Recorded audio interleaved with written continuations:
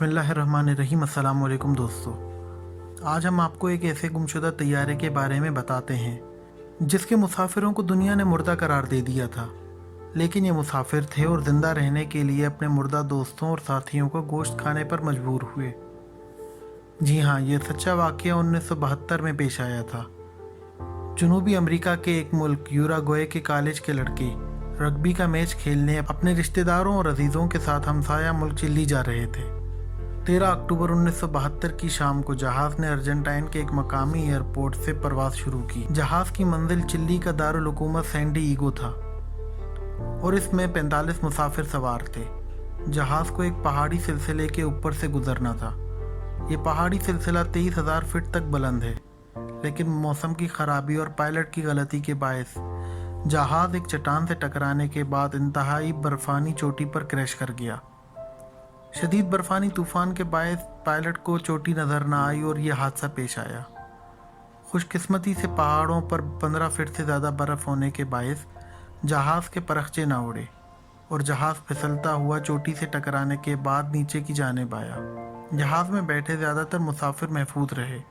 Control tower से जहाज़ का राब्ता मुनक़ता हो चुका था और ये समझ लिया गया था कि जहाज़ को हादसा पेश आ चुका है, लेकिन जहाज़ की जाए हादसा का किसी को मालूम न था।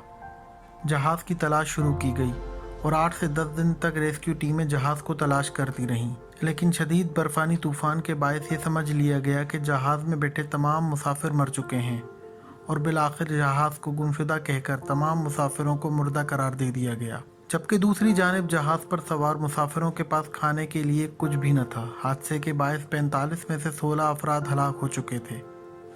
हलाक शुदा अफराद को जहाज़ में से निकाल कर बाहर बर्फ़ में दफन कर दिया गया।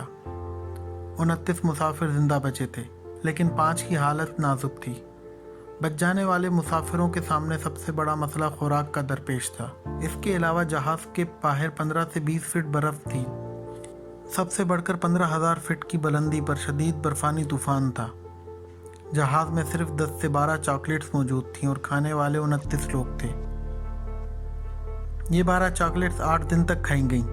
ट्रांजिस्टर के ज़रिए बाकी मुसाफिरों को 90 दिन इल्म हुआ कि उन्हें मुर्दा करार दे दिया गया है और रेस्क्यू टीमों ने उनकी तलाश बंद कर दी है।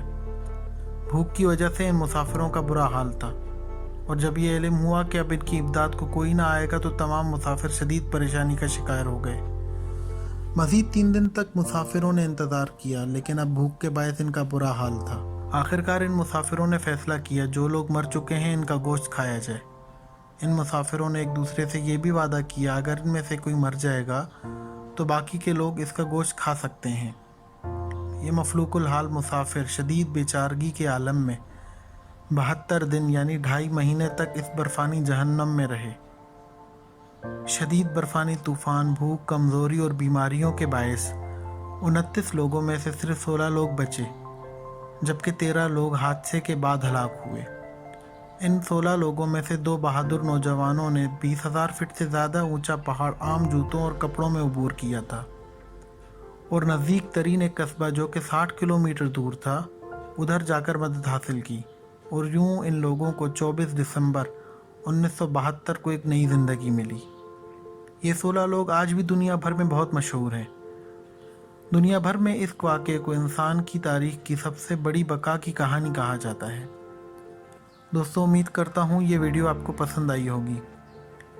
ऐसी ही इंटरेस्टिंग वीडियो देखने के लिए आप मेरा चैनल सब्सक्राइब करें, वीडियो को लाइक करें और शेयर करें। शुक्रिया।